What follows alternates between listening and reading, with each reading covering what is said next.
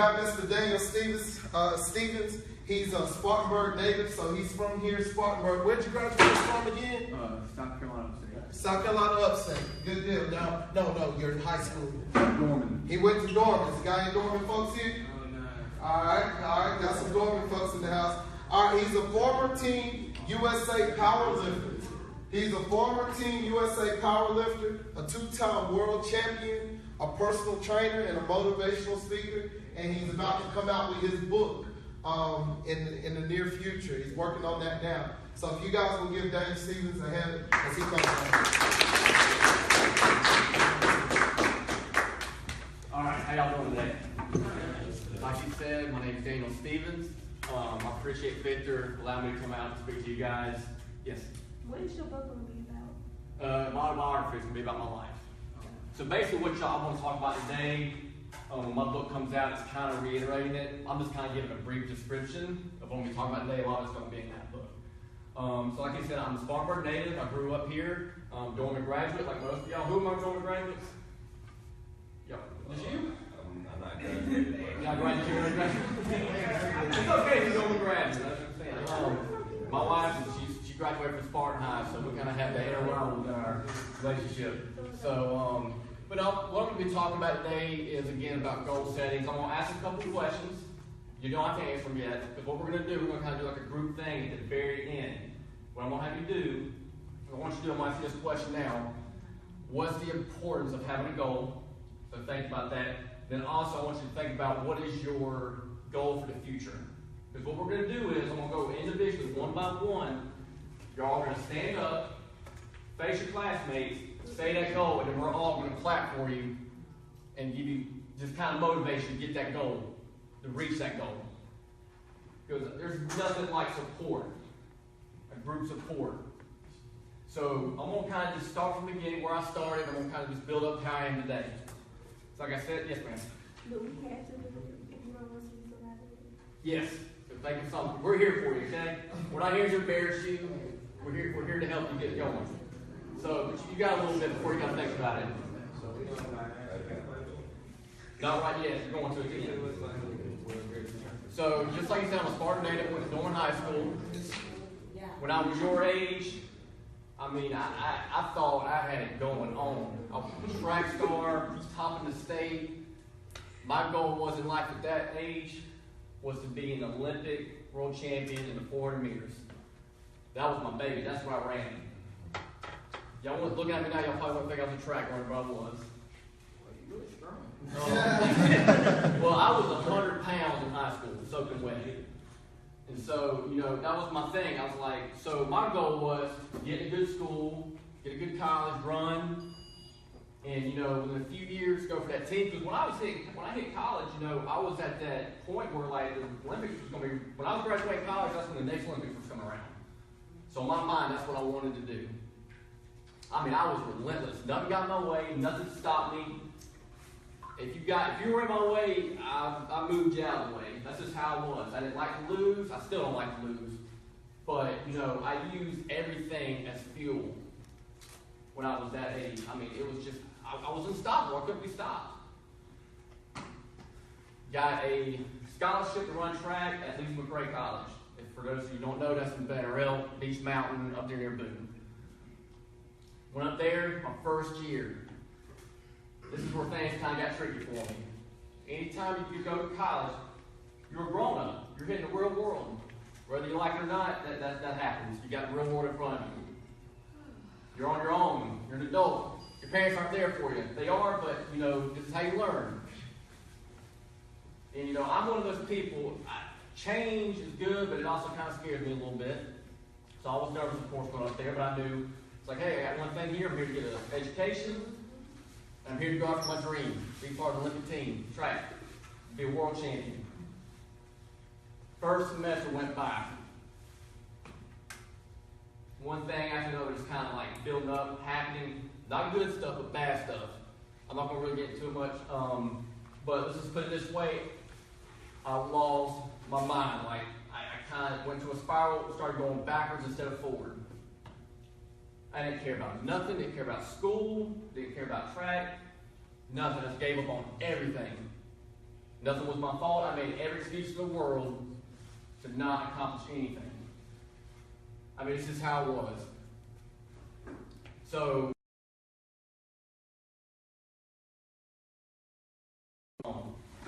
I didn't like running up there. I was like, okay, I'm just going to come down here, go to upstate, and, they didn't have a track team at the time, so I was going to be on my own. Within that summer, before I started school, or actually, no, it was that first semester, I was out on the track, tore my knee. So, went to the doctor. Something else that just kind of added on to the pile of negative things that was going on in my life.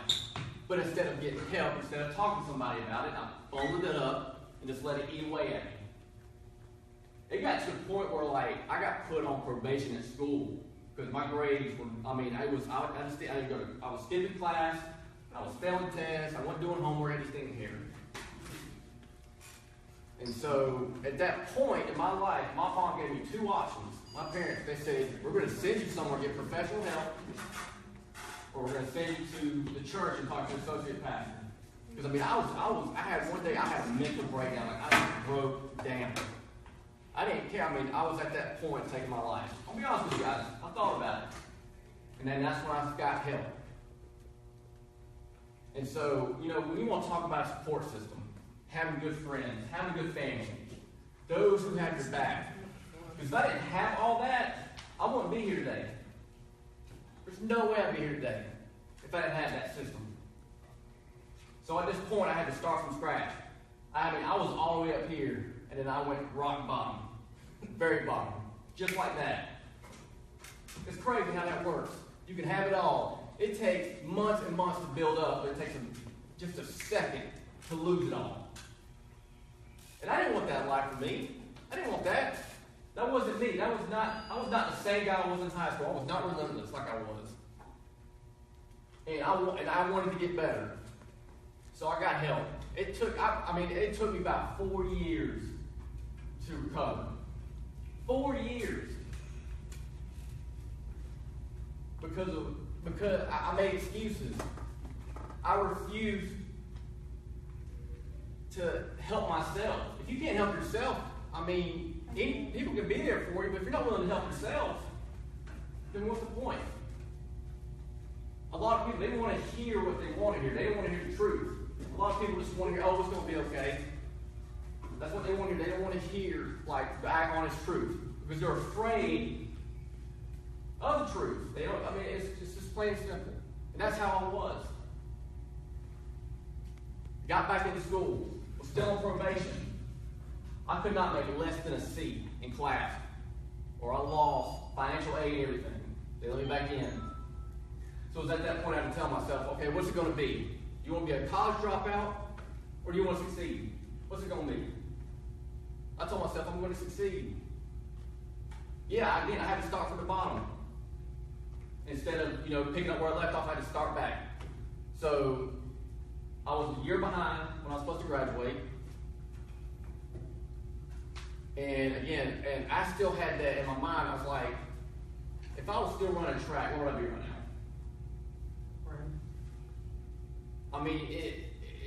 In my head, it still ate me up inside, and I gave up on my biggest dream because I was stupid. I let things bother me. And so, in 2010, I graduated college. And then that's when I got really into lifting. I worked out during college, but not serious. So I started hitting the gym.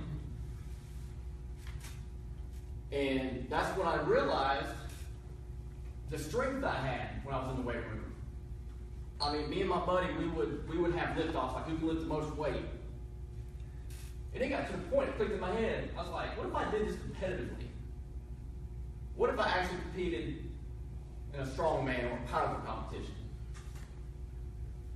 Matter of fact, it was my friend idea to do it. He said, why don't you compete? I'm like, I don't know. I was like, I don't think you got these. You think power, what do you think? Big guys. Like 7 foot, 8 foot, 400 pounds. But so I researched it, and they actually had a lightweight division, they had a heavyweight division. Obviously, I'm the lightweight division. So, I started kind of training for one. And, to me, like working out was a way for me to redeem myself. It wasn't going there trying to be the strongest, trying to look the best. It was a way for me to redeem myself from the past. Like, I gave up on running, I can't give up on this. I mean, it's a way of therapy for me. It was a way for me to get away from everything. And I'm sure all of y'all have something y'all like to do to get away. Basketball, football, anything. So, had 8 months to train. Met my coach BJ, my wife's dad's trainer. All-American football player. He had the most experience in strength training, so I was like, do you mind helping me out? And so for 8 months we trained. Went into my first competition, didn't know what to expect. Again, you see these guys are huge, and then you had those who were maybe about my size, so and it was a good size meet. But because I didn't know what to expect, I was nervous. It's probably the most nervous I've been in a long time. Went in there and won. My very first competition, got MVP of the competition, best lifter. And at that point I was like, hey,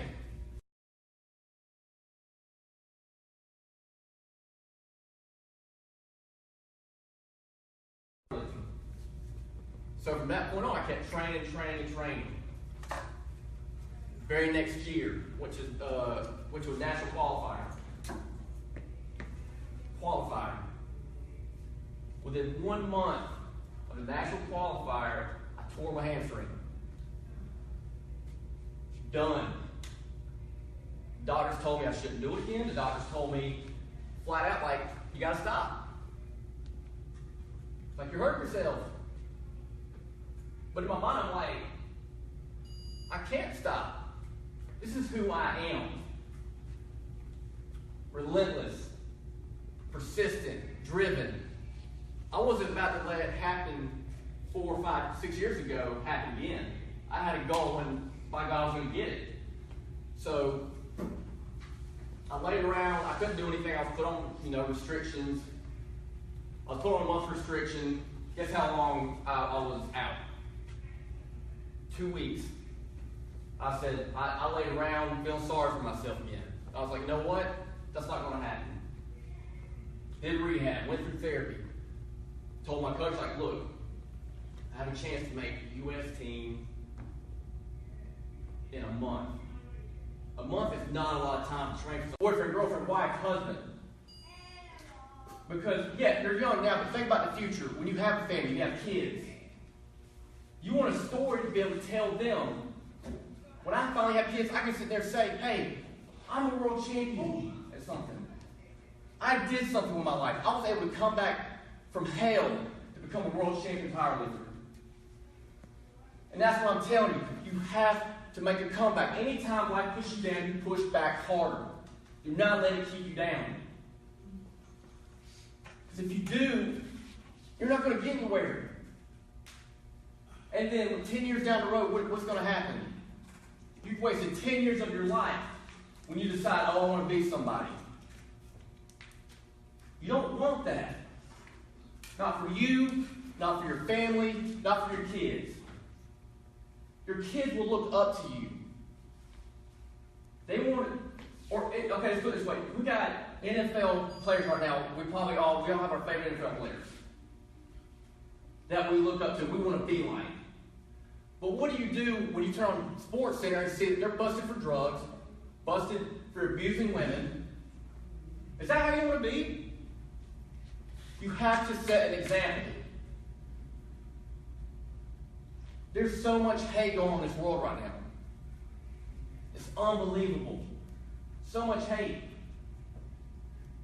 It makes me sick. I turn on the TV. So much hate. Why can't we just love each other? This is the big group right here, okay? Your classmates. We're going to support each other, right? Even if you see each other 3 or 4 years down the road, you should be excited, like, I did this, I did that. It's about respect, too. Respect each other. You've got to respect each other. This is the first time I've met y'all. But I can look at every last one of you, I can tell y'all want to be somebody. Y'all want to do something with your life. You may not feel it yet, you're young. But when you get older, you're definitely going to feel it. Just like me. So when I lost that second place at the World Championship, that was the first time I had been defeated. In my powerlifting career, the very first time I've been defeated. So I told myself, you know what? I'm going to train even harder, and I'm going to come back next year and win it. I don't care who's in my way.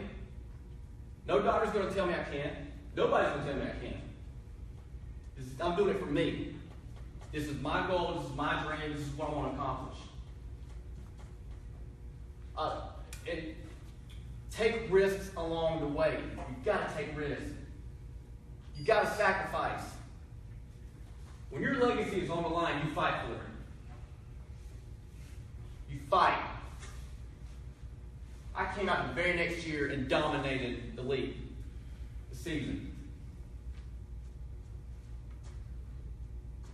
It came down the next year for the World Championships.